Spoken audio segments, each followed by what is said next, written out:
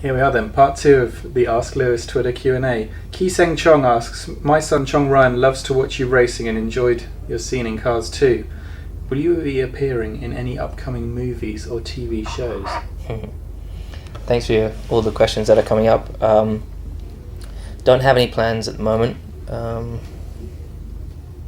My hands are pretty tied trying to win this championship, but no, I mean, I'm not aware that there's a Cars 3. I hope that if there is, then they'll invite me back, and I'm hoping to have a bigger role in the next one if they bring one out. But otherwise, yeah, I think doing movies, I'm sure I'll get into it at some stage, or try to do some more roles, but I don't think that's going to be for a while. Sarah Kennard asks, based on your own experience, what is the best piece of advice you would give to a new driver starting their first season in Formula One? I think the advice that I would give would be to try and get as much running as you can. Take your time, and it's so easy to just get ahead of yourself and think, oh, I'm ready for this, I'm ready to take the next step, and you just got to take your time. That was really the fortunate thing I had with all my support from my dad and from Ron, was just trying to make sure that we didn't rush it, and you just take your time, get lots and lots of miles under your belt, lots of racing experience, wheel-to-wheel racing, and utilize every second you get on track.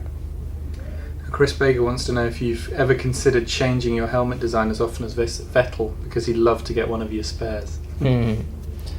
I try and change them every now and then, but I always want to keep the same concept. I want to keep the same design, similar design, because when I grew up watching Formula One, Ayrton has an iconic helmet design. No one will ever forget that design, and no matter where you are in the world, someone shows you that and you remember that's Ayrton. Unfortunately, you know, 20, 30, 40, 50 years from now, you show a helmet of Sebastian's, you will not know that was his. And so I don't want that to happen to me. So I'm going to make sure that when I change my helmets, I change it a little bit, but you still know it's my helmet, and I'll always keep the same base. Lena Abraham asks, is F1 more like a hobby, or is it like a real tough job for you? It's Formula One is my passion, and it is a job. It's pretty intense. There are lots of benefits that come from it, of course, and it's incredibly fun when you get in the car and get to thrash the car around the track all the time. But it's incredibly intense. I don't think people can even comprehend just how intense it is and how much pressure is on from all the different brands that you're working with. Multi-million-dollar companies relying on you to get the results. Everything you say, people take sometimes in a good way, or sometimes they take it out of context. You become a role model, and being a role model, you will not always get it right. And sometimes you say the wrong things, sometimes you do the wrong things. And so it's not easy. It's just like everyone has a tough job. Just because I'm not in the office from 9 till 5 every day doesn't mean that I don't train or work as hard as you guys do, or as people do. When you're at the track, that's when your time really comes to really show what you've got, and to really try to extract everything and take the team somewhere that someone else probably won't be able to do. John Carlson would like to know, what were some of the biggest obstacles you had to overcome to make the transition to being a Formula One driver?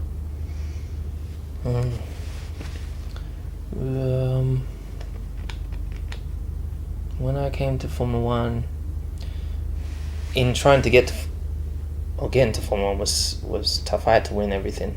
I was led to believe I had to win every championship, so I had to make sure that I studied about the car, every change that I made, that I had to write it down and study it, have a catalogue at home of all the changes I made, of all my setups. So when I got to Formula One, I changed the front roll bar, I know exactly what changes that's going to make to the car. And so I had to really build up a good understanding of mechanics. And I think, when I got to McLaren, my fitness level had to take another step to another level. So I was training ridiculous amount of hours a week, and which I hated, and spending a lot of time at the factory. Would sit down with an engine. Would have probably 4 engineering meetings every day at McLaren. This was before my first season. After my GP2 season, to understand all the different scenarios, the race strategies, the tires, the steering wheel. There was an incredible amount of information that I didn't have to do before I just get in the car in Formula GP2, and now I could do read a couple maps, try and understand where the track's going, and work with the setup. But Formula 1, just tons and tons of information and that was really the biggest step that I had to make. I had a steering wheel I took home and I had to study it. I looked at it every morning and every evening, tried to close my eyes and know where the switches were, and obviously just getting up to speed in my first 8 test days. I had trying to get on the pace and not make mistakes and have the fitness level to just keep it up. That was the biggest stepping stone for me. And I got to my first race and I was fourth. I came fourth in my first race. I was ready because I really did. I couldn't look back and say I wish I'd done some more of that, because I did everything I could. Nafo would like to know, do you have any good luck superstitions or rituals that you carry out across the race weekends? I don't. When I was younger, when I was really young, my brother gave me a little Conker, and I used to keep it in my suit. And one day I lost it. Somehow it came out of my suit while I was racing, and I thought that would be bad luck. I had a pair of lucky boxer shorts at one stage. My mum shrunk them, I think, and that was that. And I used to do things like put one sock on the right one way and put a tear off on and all these different things. And I remember one race when I got to Formula 3, something happened with my tear off, and it ruined the whole plan. And I crashed in that race and I didn't win. From that day I was like, I'm not having none more of this rubbish. Got rid of any superstitions. Doesn't matter what side I get in of the car, I can wear Nico's gear, whoever's gear, get in the car, odd socks, whatever, get in, and I have nothing now that can come in the way. So if my helmet's undone, if my tear off's on the wrong way, if I've got one strap undone, whatever, I can deal with it and get on. And that's what you have to kind of remove that to be in the position I'm in. Marin Vilovic asks, how much training do you do every day? Training, it varies. It varies. Sometimes we don't have many days to be able to do a lot of training, so sometimes you get 2-3 days of training in a week. Sometimes you get a whole week. Like last week I had a really good week of training. We would wake up nice and early, go for a run. We'd run between 1 hour to 1.5 hours. It depends, and intensity changes. And some days we would come back, we'd have breakfast and then do another gym session later on, and the gym would be for an hour and a half. But sometimes we just do it back to back, so come back from an hour run, hit the gym for another hour, and then we might later on try and fit in some pull work, some resistance work in, but it's not generally 2 sessions a day now during the season. It's just trying to maintain your fitness during the season, because your energy is such a long year, from February all the way down to, it's actually December, because you're training from December all the way down to November. So you need to try and conserve energy at the same time, make sure you're eating properly. And during the winter it's intense. We go hard in the winter. We wake up, we do 3-hour cross-country skiing in the morning, come back, have lunch, then we go and do the gym for an hour and 45 minutes, come back, have a nap, have dinner, then in the evening do some core stability work, and so you're dead. By 8 p.m. at night, you're dead. You can't do it anymore. And that's how the winter goes.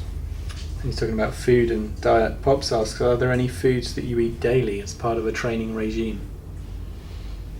luckily I can eat really what I want, but I'm really trying to be strict with what I eat at the moment, trying to get as much protein as possible, trying to stay off as many carbs as I can. I eat a lot of fish, a lot of salmon, so I have sushi often, rice, even though it's carbs, but not so much of it, but lots of vegetables. So just really my trainer tries to get me to have lots of healthy stuff. We have shakes as well, and he's constantly giving me bottles of water to drink. So, and I'm lucky because doing it on my own, I might struggle. So I'm quite lucky with that. Cool. That's all the questions. Thank you, Lewis, for Good. joining us for the Twitter Q&A. Got Thank anything you. to say for the fans just to finish it off? Yeah, I just want to say thank you so much for all the questions and for all the support, for all the messages that I get. Every now and then I'm able to scroll through and see the messages from everyone, and I'm just so grateful. I never in a million years ever thought I would have so much support and so many positive messages and vibes coming my way. So thank you so much. God bless, and keep your fingers crossed for the weekend.